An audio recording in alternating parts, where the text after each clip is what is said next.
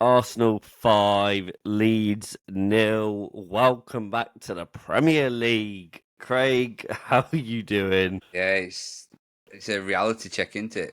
Big reality check. Difference in quality, it is what it is at the end of the day. I could sit here barking all these angry videos like you see opposition fans do, or you can just sit here realistically and break things down. And that's what we're going to do because we like to be realistic on this show. But let's just get straight into it, mate. I mean, their first goal, ball watching, wasn't it? Yeah, I mean they're renowned as well for the set pieces, aren't they? So Yeah, it's you.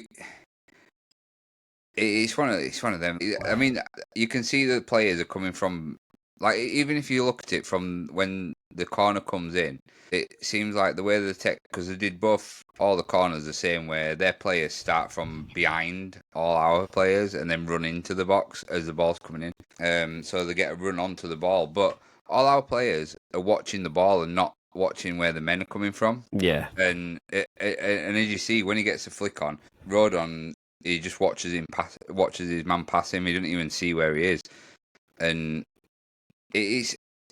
I think all the goals poor defending. Yeah. It's very poor defending, and I know people are going to blame Perry, and yeah, he didn't give a fantastic performance today.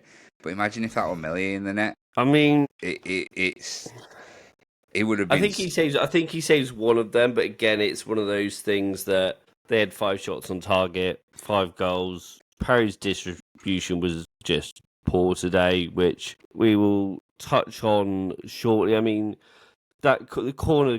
I mean, to be fair, Rodon was ball watching. Pascal, I don't even know what he was doing, and Gruev was behind the line trying to clear it anyway. I mean, what is the point in having a man? It wasn't even on the back post to start off with. He was running back. If you're on the back post, stay on the back post. Don't go behind the line because you're gonna concede. Yeah, well, I mean, we had the first chance, which was a clear-cut chance. I mean, it was straight down the keeper's throat. It looked like he pulled off a good save, but it was straight down the keeper's throat. It's expected to save that. But we go 1-0 up, and then that's a shock to the system. Our tails could have been up. It could have been a different type of game. I still think we would have lost, because I think that's the only chance that we created that were meaningful. But Yeah, it'd give us something to fight for, at least. It would have given us something to hang on to. I just think it was it was just sloppy from the first minute. Our passing was wayward. Every time we intercepted the ball, there was a passage in play where Stach intercepted the ball, lost the ball. Tanaka then done exactly the same, or vice versa. And I'm just thinking, you just know it's not your day. I mean, within the first 10 minutes, they had 20 passes into our final third. Yeah, but that's what I'm saying. The speed of which they pass the ball and which they know where that next pass is going to go. As soon as the player's receiving it, they know before they receive it where it's going to go. So that's the level that we're looking at. Is they know what they're doing before they even get it, and we get the ball and then it's like we can't pass it 5 yard and like we don't know who it's going to go to. We just, in that moment, we're just getting the ball. We intercept it. We do some good things and then mess it up. But it's what we were doing to teams last season. Like, we were doing exactly the same. We were on the higher end. But and today just showed how big the gulf is between the bottom end and the top end of the Premier League. Yeah, definitely. I mean, Arsenal back to win the league. I know some people have said they're going to win the league. We've got them in our top 4. I mean, the second goal could have been prevented. Gruev with a sloppy kick, pass, went straight to Rice. Fair enough, Rice did have to stretch for it. Straight to Timber, straight to Saka. Literally just one-touch football, back of the net. Harry could have done better because it went literally just over his shoulders. He just like shrugged his shoulders, like, "What am I doing?"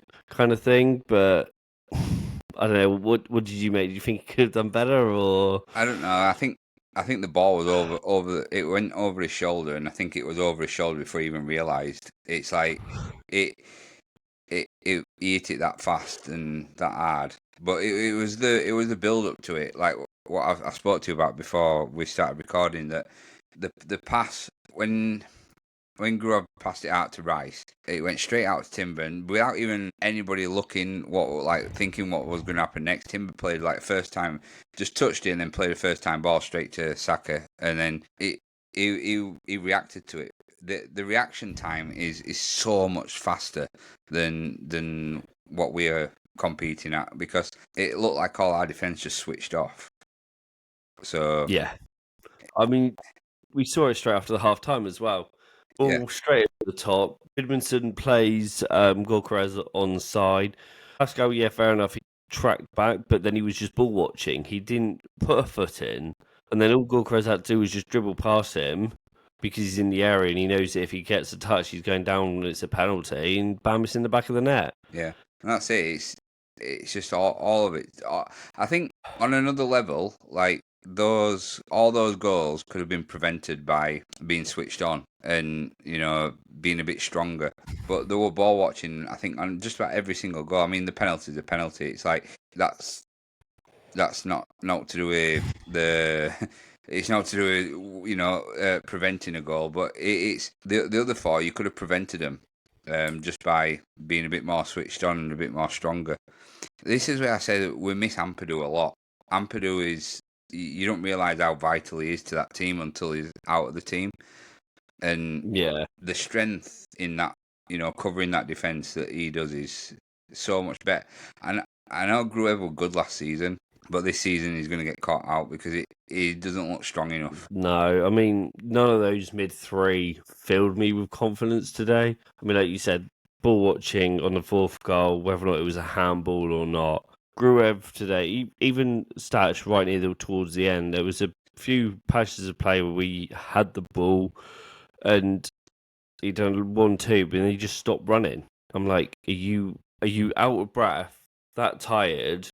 Or is it just because you're just running around chasing shadows, basically, because of how quick Arsenal play the ball? Well, that you've got nothing left to give. Yeah, that's what I said. I mean, on my reaction video, I said that like there were a bit towards the end where he won the ball and ran and progressed forward, and it was just that final ball he could have played Metcher in or whoever it was at the side of him, and it was just a lazy pass when he got to it and I said.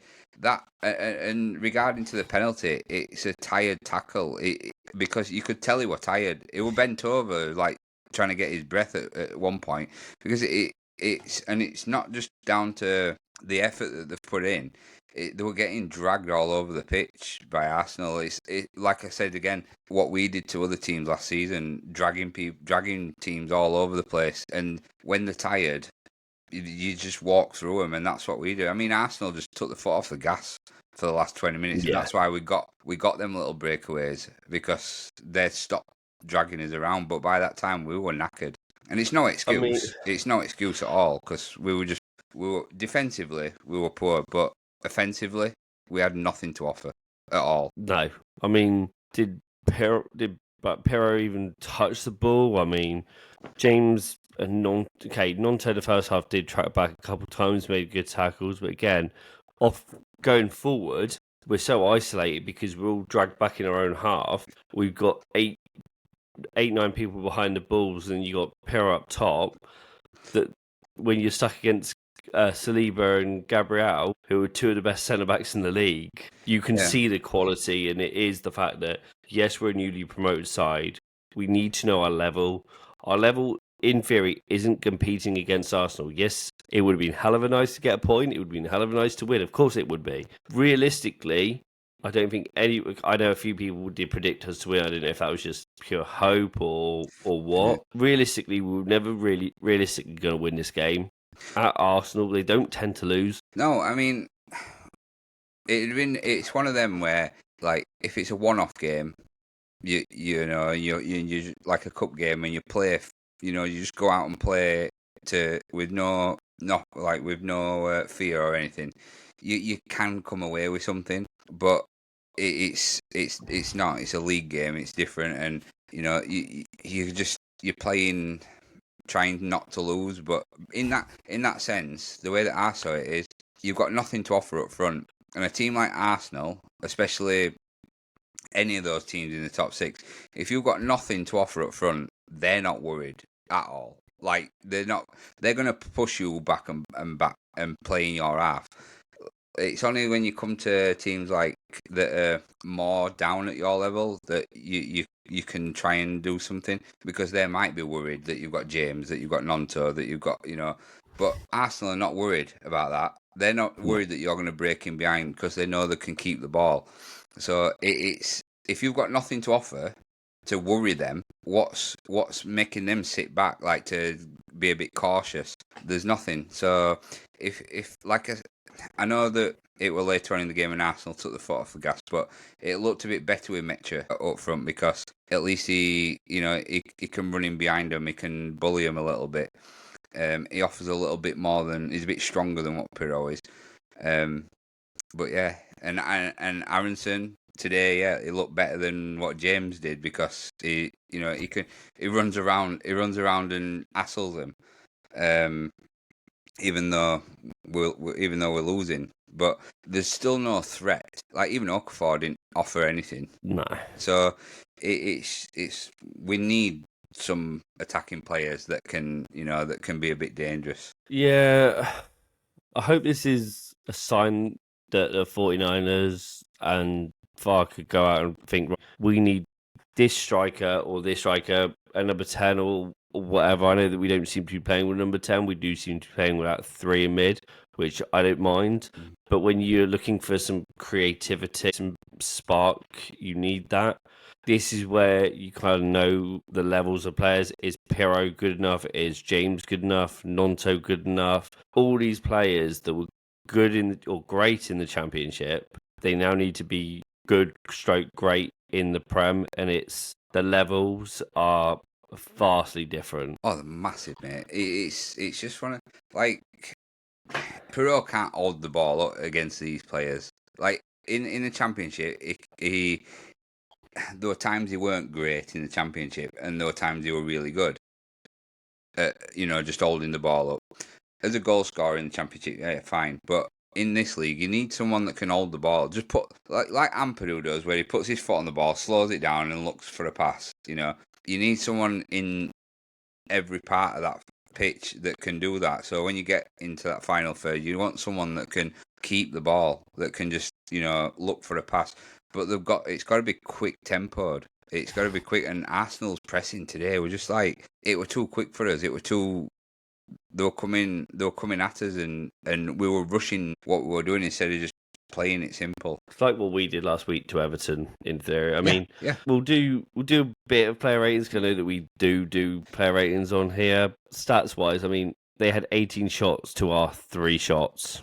And that sums up 31 possession. We had 68. They had 92 successful pass rating. We had 76. So they won 11 aerials. We won 4. Yeah, we made 1 more tackle than them, but that's bound to happen because the amount of possession that they had. So I mean, this is the point. You got.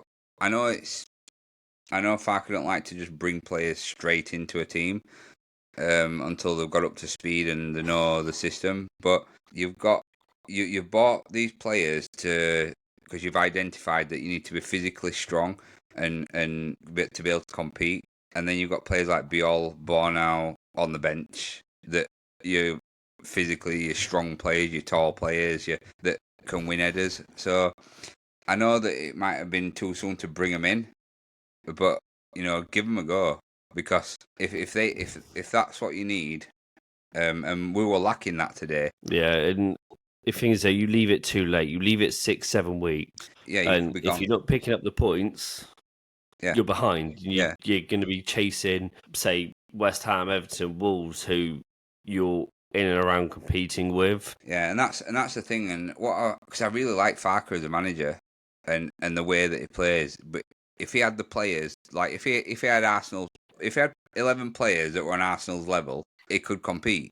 The way that he plays, he could compete. But what I'm saying is that what I don't like is that if he leaves it too long to get these players into that team, it's his job on the line, and that's not me wanting him gone. That's just a reality that he'll put his own job on the line by not bringing these players in and getting them up to speed. Because you could see today, Rodon, Struijk, as much as we might like them, that they're getting found out against like these kind of teams. So I mean, is Biol any better? Is Bornau any better? We don't know, but give him a go. See how it works out. No, I agree. The whole style of playing out from the back.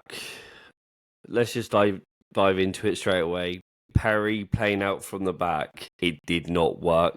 You saw Bogle shouting at him to play it out deep. There's times when he's trying to play it to Bogle, who then heads it to their player, and then they get attacked after it. He's playing it.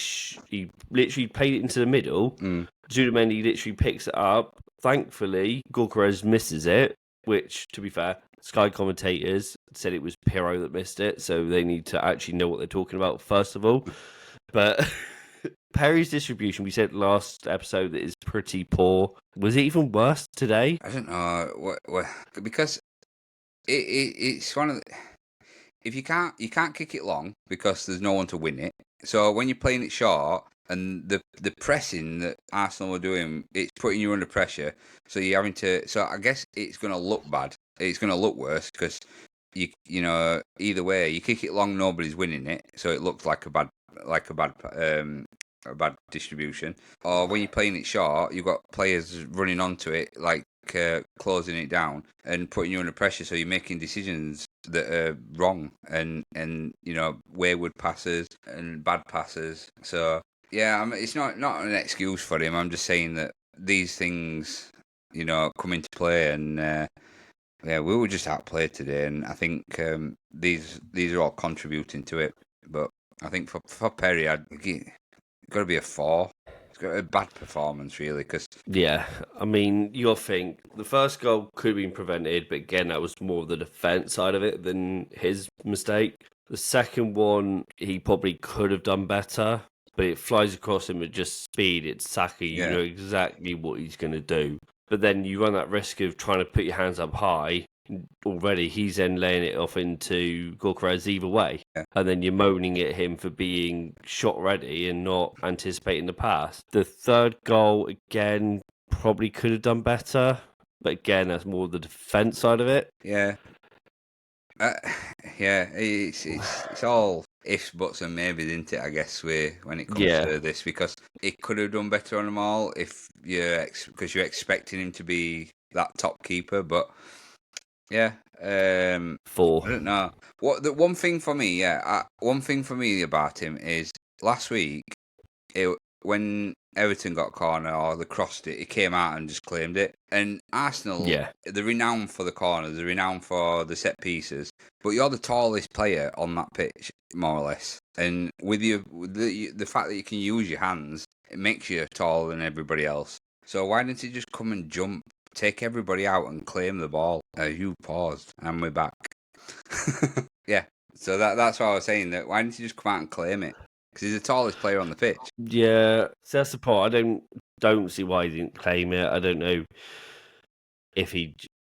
things we all know that Arsenal set pieces. I mean, they scored 11 more set pieces from last year or the year before than anyone else. So it's... That's what I'm saying. It's coming. They're the best at set pieces. They score more than everybody else at them. They've worked out a way to score from set pieces like nearly every time. So the only way to foil it is that ball's got to come in high, and once it's in the penalty area, that goalkeeper can get that ball above everybody else. He can just come in and clatter everybody. Just take the ball. That's what I want to see my keeper do. And maybe if we'd have signed the keeper that we were linked with before, the what's his name? Milinkovic-Savic. Yeah. Maybe if we'd have got him, maybe that would happen. But yeah, we need Perry to be that strong keeper that comes out, because he did it against Everton. So why not today? And I guess that's the only way you can really foil that Arsenal set piece, is just come out and claim it. Yeah, I think he's just maybe pressure got to him or something. I don't know. Let's go on to Bogle. I think for me, he was getting done left, right, and centre, especially in that first 20 minutes or so.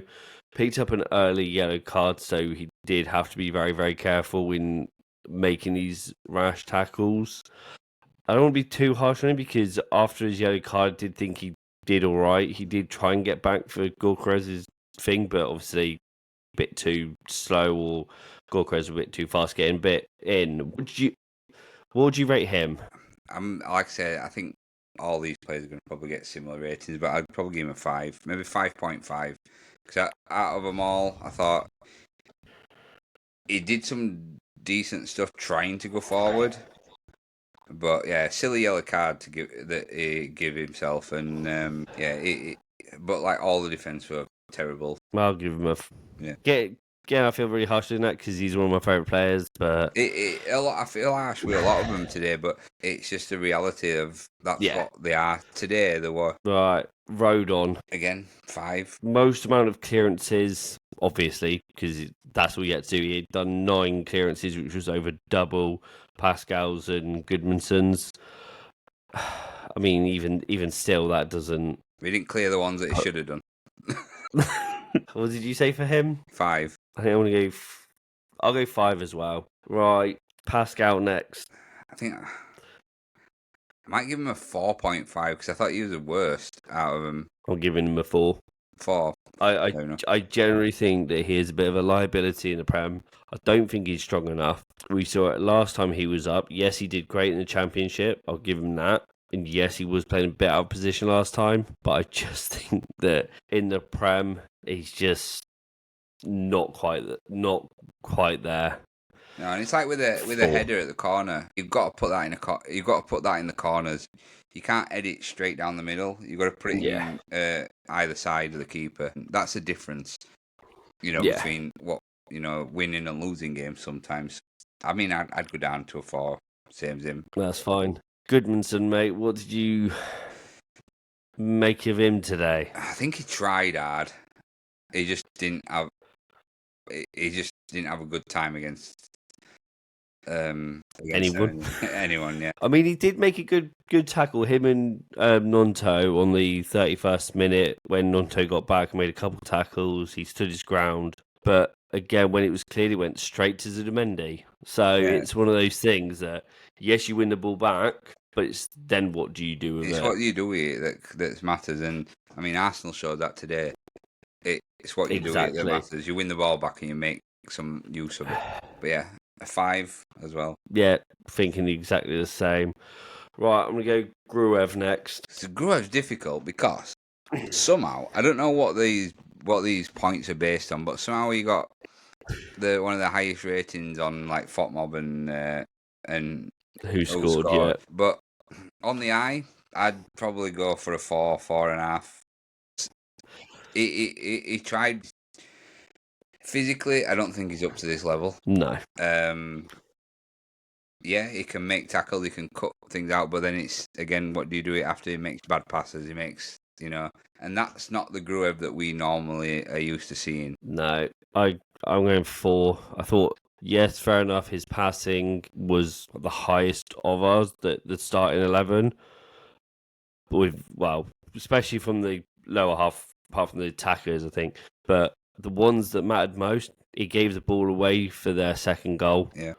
And it's those little things as well, the bits on the line when he should be doing better and he doesn't. So, yeah, 4 for me.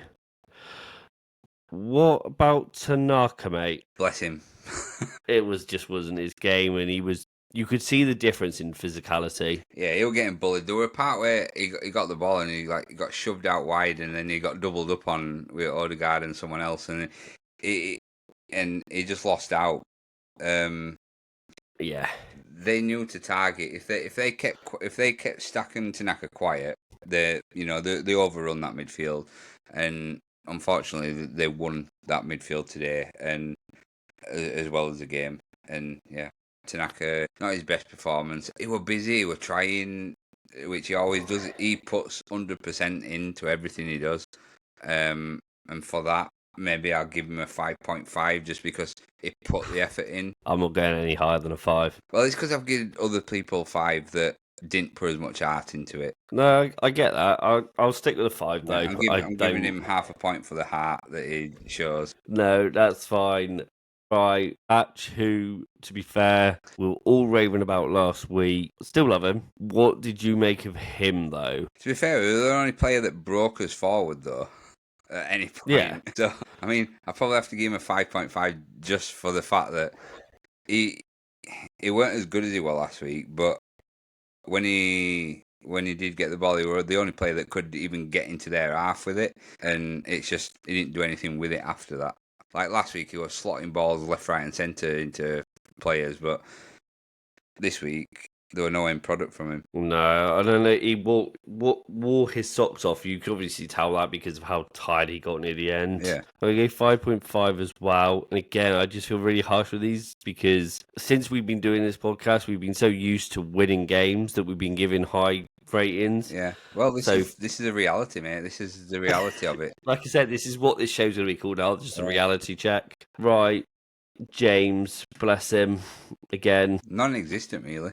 Apart from, I think there were one part though that if it weren't for James, we probably would have conceded again because I think they had a breakaway and I'm just glad it was James that were chasing the ball into our half and got it back to get it back to the keeper because there's nobody quicker on that pitch that on our team that can get anywhere near that. Any other player, Arsenal were beating us to that ball. So yeah, I mean, he had no real opportunity to do what he does best, and he didn't even do it last game, did he? But this game, he had a couple of rash shots instead of just having a go at beating your man. Because I think he'd have had beating on him. I mean, he had one where he took a pass, crossed it in, and got us the corner. Yeah. Which Pascal got a header. Again, he had another good shot that was blocked. Which when they were all counter-attacking, 5 or 4. No, I'm giving 5 at least to 5. Yeah, because 5. It were out again. One of the only other people that got us anywhere or tried to get us anywhere, should I say? Yeah. Right, I'm going to go on to Pirro next instead of going to Nonto. 12 touches all game. I've got to give him That's a 3. 3. Yeah, I can Probably one of go the lowest I've ever given, but it was non-existent. I mean, it was non-existent. Yeah, it was non-existent. He didn't even put himself about in the game. No, 3. That's fine. Right, Nonto, your favourite person, mate. To be fair, I'm going to crack this off. He did get back and he defended. He made some good tackles, got stuck in, but it was that then going forward. I didn't see anything from him going forward. Yeah, that's what I always say to you anyway. Defensively, he's not that bad. Defensively, he's all right as a defensive winger. If you were playing as a defensive winger, he's not that bad.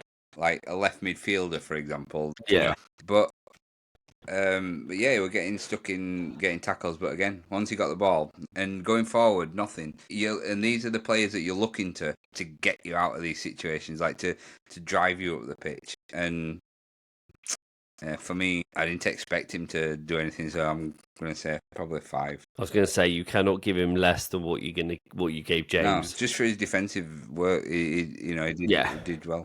I think in terms of getting forward, James offers us that a little bit more, but defensively, Nonto provided. Again, like you said, James got back as well, so it's quite hard to say that because. But yeah, no, 5 for both of them. I mean, our subs. Sean Longstaff and Metcha. See, I think when Longstaff come on, it was better than Gruev. Yeah, and I think Metcha better than Pirro because not only that it was just easy to be better than Pirro today.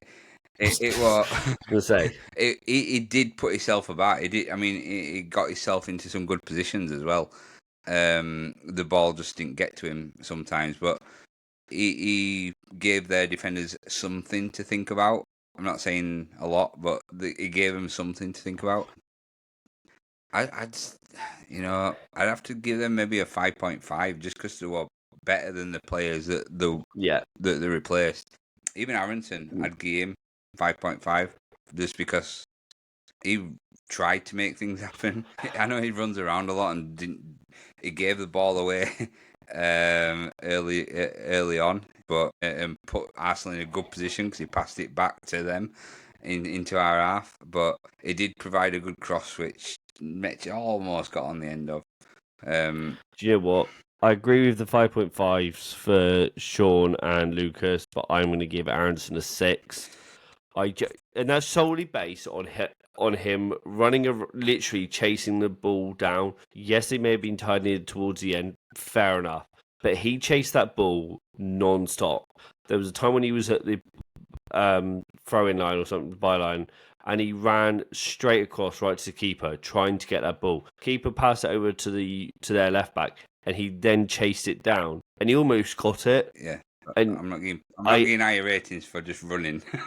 No, that's fair enough, and I understand But that. And yeah, come at me in the comments. But let us know in the comments if you agree. he almost give Arsenal a chance by passing it straight to them, like as though it were one of Arsenal's players passing it to them. No, but right, I know that. Stop. I know that. Like I said, like I always say, let us know in the comments if you agree with us or not. But yeah, I'm giving him a 6. And I'm giving 5.5, and I'm being generous because I'm giving higher ratings than other players. I know you are. Right. Do we rate Okafor, or didn't really do? Well, to be honest, I expected more from him. Yeah. And when he did have the opportunity to have a run, do you remember a bit where he did have an opportunity to have a run at their defence, and then he kind of like flicked the ball back off his foot somehow? He was moving faster than the ball, and then he ended up kicking the ball out of play. Yeah. Or nearly lost it. But I expected more from him, but it's only his first few minutes, and it were a tough game to come into. Let's reserve judgment for that. Yeah. I might give him a 5, maybe 5, but reserved. I probably won't go there. I'll probably give him 4.5 because although, like I say, I was expecting more from him, and I would probably say Nonto were better defensively than he was. Yeah, I get that. Sam Byron, mate, anything for him, or it's just it came into an hard game, didn't it? And yeah. I don't think it'd already been won. It was already done. He didn't really have anything to do because of what it was. He didn't make a mistake, so that I'll give him that. No, I'm not rating him. Sam. He gets a pass. Right, but before we end this, now we've talked about the sub. I understand that it was poor first half. Why not make one little change then? Again, 3-0 down straight after half time is hard. But you wait until they're 4-0 up. This is what I've been seeing online, right? So, come at me with what you have to say. 56 minutes, 4-0 down, then he reacts by making sub. Do you think he should have made subs earlier or not? It depends on how he's seeing the game, doesn't it? Because I think if he's looking at it and going, we're 2-0 down, and it's, second half, we're 2-0 down, then we go 3-0 down, and it's like, right, well, I'll start thinking about changes now because we just lost another goal. But I suppose, coming out at half time, you're thinking, do the same, because you only conceded right at the end of the first half. And it's like, do the same as you've been doing, but be a bit sharper, be a bit neater with your passes, a bit more on it. But the problem is, Arsenal were on it. We can't just say that Leeds. Yeah. We can't just say that Leeds played badly. Arsenal were on it today, and that's tough in itself. Even if you're a top 6 team against Arsenal today, it would have been difficult. So it's one of them things. When do you make them substitutions? In hindsight, it's always easy to say, should have done them sooner, you should have done this. I mean, we looked a little bit better, but by that time, Arsenal took the foot off the gas anyway. Yeah, and he did come out and say that he was happy with the shape and how we were playing. Yeah. So I guess, like we said at the start of this show, difference in golf, quality-wise, we had our game plan. Obviously, didn't go to plan. They came out of the blocks, and they were just that far superior. So it's really hard to take this game as a pinpoint for what's going to happen for the rest of the season. I think what he used these substitutions for is brought Okafor on. We were 4-0 down, 3-0 down, 4-0 down. He's brought Okafor on. He's brought Metcher on. He knows he's not going to get anything out of the game. It's already done. So he's brought these players on to give them minutes, to give them some fitness, see what they can do, how they're going to fit into the team. Because if it was 1-0 or 1-1, for example, you're bringing on Biol, you're bringing on Bornau to keep that scoreline down. Yeah. You're bringing on those players, but the fact that he's brought on attacking players, knowing the game's already lost, you know what Farker's like. If he's trying to sniff out a win, he'll bring on attacking players, right? But he knows that game's lost. He's not going to win that, but he's bringing new players in to see how they get on, like give minutes and see the system. I mean, Sean Longstaff as well. Exactly. So next game, he might think, right, let's see Longstaff instead of Gruev. Can he fit into that, position better? Is Okafor going to be able to perform on that side? Is Mecha better than Perot? With these when we're playing against these top sides. So it's probably more tactical that he's looking at it from, because we know what he's like. If he wants to keep a clean sheet or anything, he'll bring on the defenders. Or if he wants a goal, he'll shove as many forwards on as he can. Nah, completely agree with you on that one. But we will end it there. Craig, do you have anything else to add before we just drown in our sorrows for this loss? Well, we're back on Tuesday, aren't we, with Chef Wednesday? So let's hope that we get a nice win there. Yes, hopefully we do beat them, because that would just be really awkward if we lose. But yes, we will see you next. Season's gone. If we lose to a Sheffield Wednesday, season's gone. That's it. Relegators down to League One. We're not good enough. But I mean, it's going to be a different it's going to be a different team completely that we're playing into. So yeah. But maybe we'll get to see Bornau then actually play. Hopefully, and Biol. Right. We will see you next time, guys. Yep. Thank you all for listening. Don't forget to subscribe, like, whichever the button you haven't already done. Yeah, and keep